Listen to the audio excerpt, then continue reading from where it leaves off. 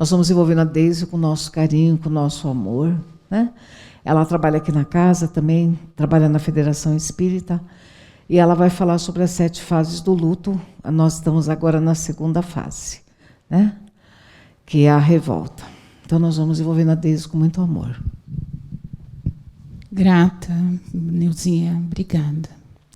Que Jesus, nosso amado Mestre, nos envolva hoje, agora e sempre, não é? Nós hoje procederemos à palestra Sobrevivendo o Luto, a fase 2, a raiva, não é? Como é difícil, não é?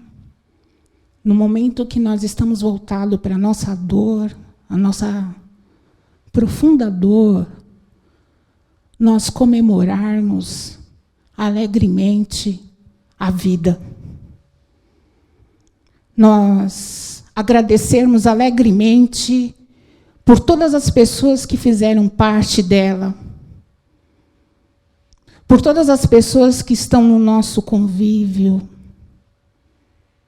Como é difícil sermos alegres. Porque quando nós somos convidados, não é?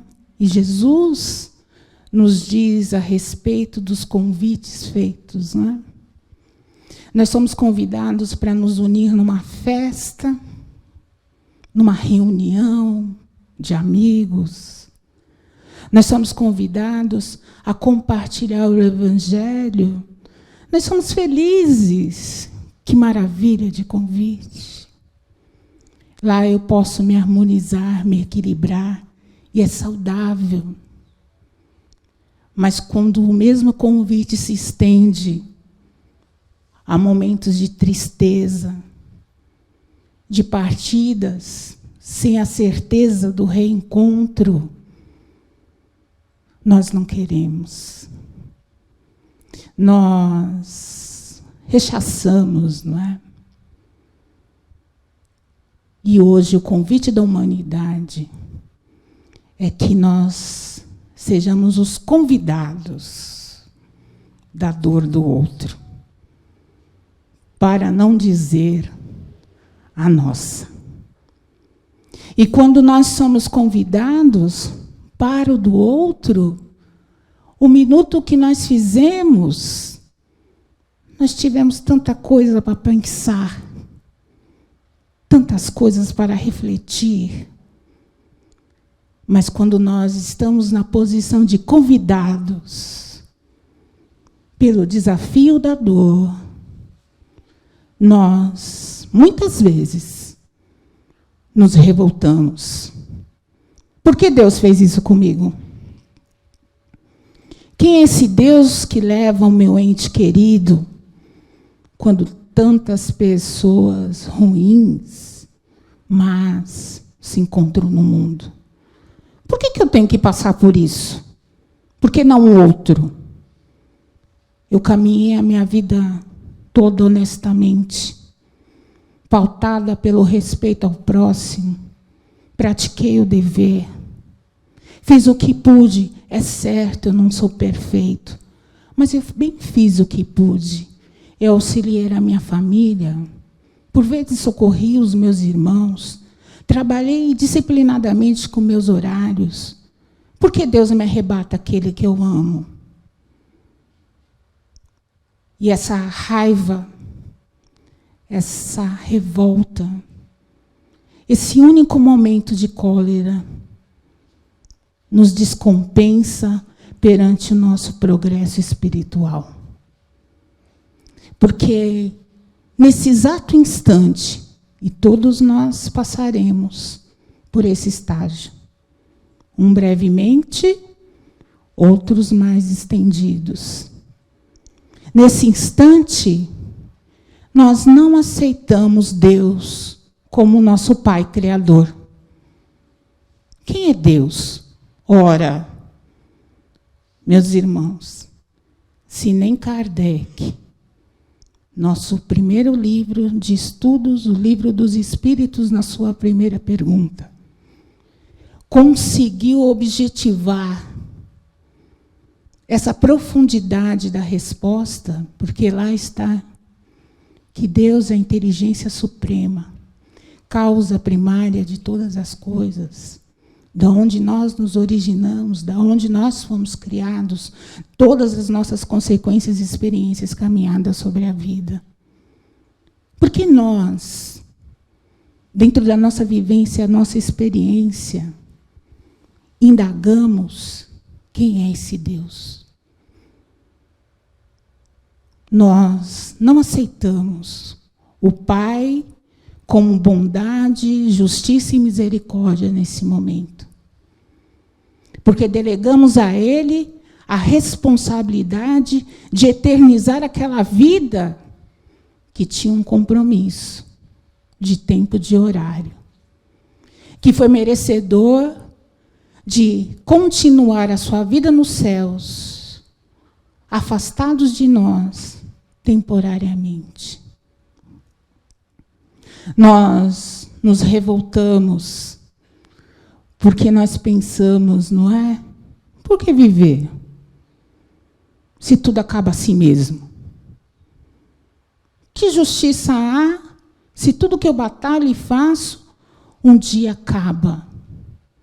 E há quem diga, há crenças, não é?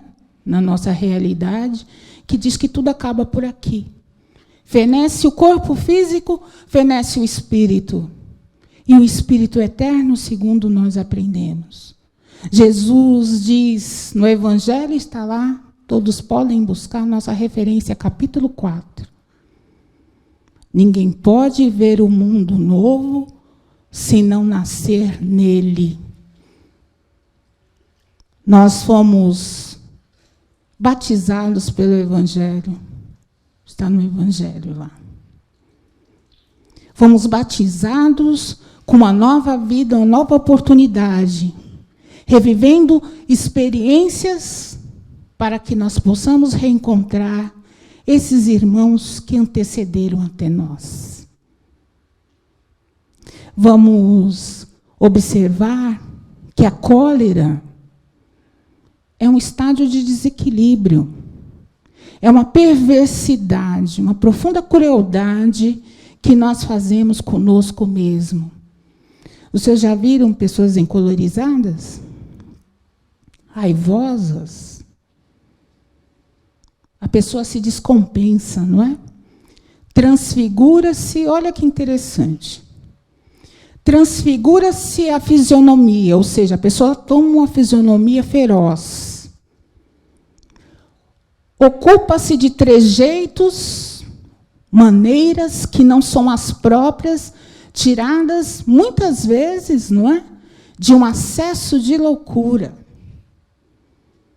Manifesta-se contra essa influência vibratória quanto o seu próximo, porque quem tem raiva e cólera sempre tem um objetivo, não é? Ferir o outro na mesma proporção que se sente ferido. Quando ela fere o outro, ao invés dela se harmonizar, equilibrar, já que está feito o ato, não é, da raiva, o que acontece com ela?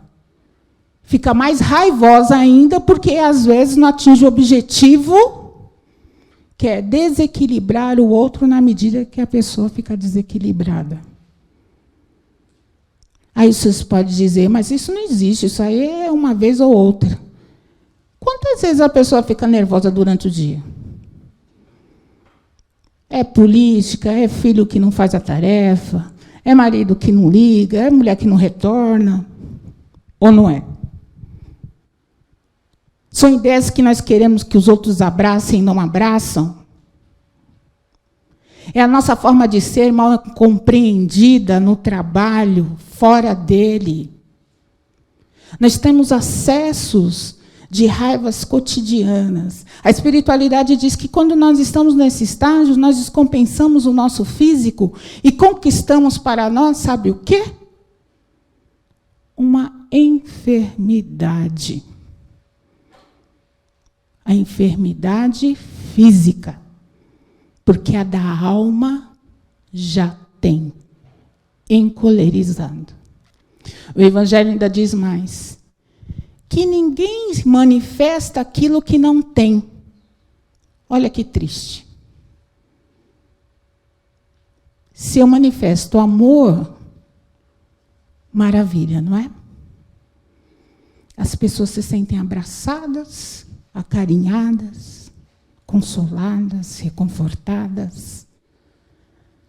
Mas se dentro de mim há essa revolta, porque ninguém gosta de ser reconhecido por colérico, nem irado.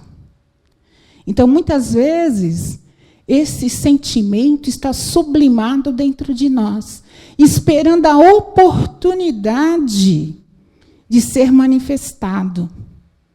Como nós somos invigilantes, isso quer dizer o quê? Que nós não conseguimos policiar o nosso pensamento 24 horas por dia. Eu quero ter paciência. Vocês já fizeram um teste? Levanta com propósito. É uma experiência isso, né? Levanta com propósito e diz assim: hoje eu vou ser paciente. É um propósito. Depois eu convido os senhores a me retornarem a resposta e dizer se conseguiram. Porque no primeiro momento que nós vinculamos, eu vou ser paciente, nós abraçamos muitos desafios. Desafios que nós deveríamos, como filhos, como cristãos, estarmos estruturados a recebê-los com a nossa tranquilidade. Evangelho segundo o Espiritismo, capítulo 5. Bem-aventurados aflitos fala sobre o suicídio e a loucura. O que é preciso para nós valorizarmos a vida de forma serena, de modo a praticar a nossa fé? Manter o equilíbrio harmônico. Os senhores já se perguntaram o que é a loucura? Nós temos um livro trazido pelo Dr. Bezerra de Menezes, dizendo a loucura sob o novo prisma. Os senhores já se perguntaram o que é a loucura? Já estagiaram em alguma... Porque pessoas que não estão no seu eixo mental, nós temos exemplos, é só sair daqui da porta para fora. Os senhores já estagiaram em algum momento nessas nossas reflexões de saber o que leva uma pessoa à loucura? Não há, por acaso, o acesso de loucura, o acesso de cólera, não dominado por nós, ou seja, não exercitando a nossa renovação íntima. Os nossos impulsos primitivos, instintivos, todos os dias que nos leva a uma cadeia mental que não é a nossa, porque nós vivemos num circuito de vibração. Há uma cadeia mental que não é a nossa, que proporciona aquele pensamento que não é sadio, o alojamento dentro do nosso ser. E que, por isso, quando nós temos raiva e achamos simples, a espiritualidade nos vê como seres que não possuem a sua propriedade de saúde mental. Suicídio e loucura, Evangelho segundo o Espiritismo, capítulo 5. É um segundo. Eu não preciso de décadas, de anos nem milênios. Eu preciso de um segundo para que eu não me aproprie deste ser que procura o Evangelho, procura melhorar. Quando eu não me conformo com a partida de um ente querido, eu digo para Deus: eu não estou bem. Mas eu tenho à minha volta instruções elucidativas do Evangelho. Porque, vejam, meus irmãos, o Evangelho não é só um livro. Se eu partir amanhã, todos nós iremos, né? Aonde eu vou buscar o Evangelho? Livro? Material? Qual é o meu nível de entendimento para entender que eu preciso buscar plasmado na espiritualidade? Porque a espiritualidade nos diz que o que nós vivemos sobre a Terra é a semelhança muito pálida na vida espiritual. Então, há um plasma desse livro do Evangelho para os irmãos que precisam de entendimento. Aonde eu vou buscar o Evangelho? No plasma? Mas se eu estou revoltado, aonde que eu vou ver? E se eu parto de repente, e aí eu penso, não, agora eu preciso do Evangelho, aonde eu vou achar? A importância de nós todos estarmos procurando uma casa abençoada, seja ela que denominação tiver. É para que eu absorva no meu íntimo a prática de amor que eu necessito para seguir adiante. A certeza de que a vida continua faz com que eu entenda o Evangelho como libertador da minha alma, das minhas aflições. Faz com que esse momento de raiva eu não fique nem por um minuto. Porque se há algo muito sábio que se poderia dizer no dia de hoje, seria: irmãos, se por um minuto vós visitaste a raiva e a cólera, corre daí. Foge desesperadamente. Como nós assim sentimos sede de água como alimento do corpo físico. Foge para que o amor te visite em todas as tuas atitudes. Para que no momento que nós estejamos à procura de entendimento das bênçãos do Pai, sobre essa separação que é breve, nós também tenhamos a certeza de que há o reencontro. Não há sentido nós buscarmos o Evangelho sem entendermos que ele não é um livro mais lido do mundo. Ele é o livro libertador da alma, absorvido há milênios por todos nós. É Jesus falando aos nossos corações que a vida continua, que o Espírito tem o seu aprendizado pertinente segundo o entendimento que ele possui. Valoriza o que você tem. Valoriza esses momentos de aprendizado. Porque quando nós formos dar conta de nós mesmos, nós não teremos. Seria muito feliz, né? Me sentiria profundamente feliz se todas as pessoas que estivessem aqui estivessem no tribunal da justiça, da consciência, como diz, não é, os nossos irmãos da espiritualidade, e pudesse apontar: olha, irmã, você está absolvida por nós.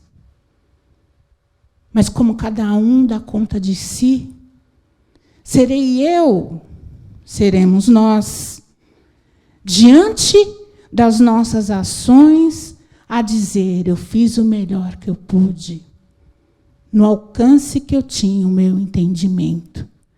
Mas permita-me, Senhor, que tudo quanto eu aprendi, que foi muito, demasiado daquilo que eu merecia, ainda é nada. Eu preciso de mais. Eu preciso fazer parte dessa paz que há neste reino de amor, esse reino de ventura, desse reino do bem-aventurado, que é o que Jesus diz do homem feliz. O amor tem que nos visitar. Ele tem que estar conosco em todos os momentos, para que o reencontro seja a certeza de que nós estamos exercendo a nossa fé e vamos fazer o melhor. Jesus é o condutor da nossa alma. Não nos esqueçamos disso. É Ele que nos faz estar em pé onde há a dor. É Ele que nos faz prosseguir. Porque se hoje alguém chora e sofre, muitos soldados do Cristo, está em palavras de Paulo, muitos soldados do Cristo se levantam para erguer os nossos irmãos. Vamos refletir. Refletir com benevolência conosco mesmo, para que nós sejamos, sim, os calmantes, os acalentadores do nosso irmão. E quando nós estamos saindo desse estágio de dor, da mais profunda dor de nós mesmos, nós praticamos aquilo que Allan Kardec diz: fora da caridade não há salvação. Nós vamos finalizando, não é? Com a mensagem da espiritualidade. Uma mensagem foi feita hoje para nós, né? Foi feita no dia 11. Essa mensagem tem nome, mas, segundo a orientação, nós não colocamos o nome, né, do Espírito que trouxe, mas que é de profunda singeleza e acalenta os nossos corações. Diz assim: irmãos, a saudade é infinita entre os dois mundos, mas a certeza que o reencontro se fará está relacionada à nossa fé. A separação do corpo espiritual do físico não nos afasta dos nossos entes queridos. Eles estão presentes em nossos pensamentos. Aprendam a emanar bons pensamentos para que o amor os una até o próximo reencontro. Tenham fé. A saudade é temporária e fonte de aprendizado constante. Não esmoreçam. Que Jesus conforte os seus corações. Que as lágrimas vertidas sejam transformadas em bênçãos aos corações em sofrimento e saudade. Que a paz esteja convosco, hoje e sempre. Que Jesus nos fortaleça a jornada. Que nós possamos seguir adiante com um dever maior, que é o dever de amar. Amem a todos. Agradeçam profundamente. Eu hoje agradeço profundamente a cada um. Nos meus momentos de prece, hoje eu orarei, embora não saiba o nome de cada um, por cada um que esteve presente. E que essas orações sejam lenitivos vibratórios a todos os nossos irmãos que partiram, todos os nossos irmãos que ficaram e sofrem. Eu agradeço aos meus amigos. Muitos amigos estão envolvidos neste momento, pela força e sustentação, por abraçar esse acolhimento a tantos irmãos que lhes são desconhecidos. Eu agradeço a Deus. Agradeço, sobretudo, a espiritualidade, a desta casa, na figura da nossa irmã que hoje sofre e que possa ser amparada, que é a nossa irmã Neuza, como todos os colaboradores.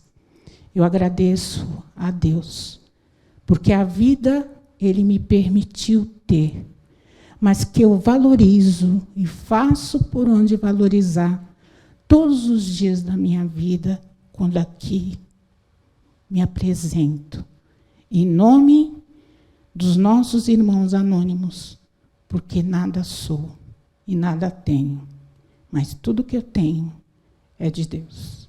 Muita paz a todos.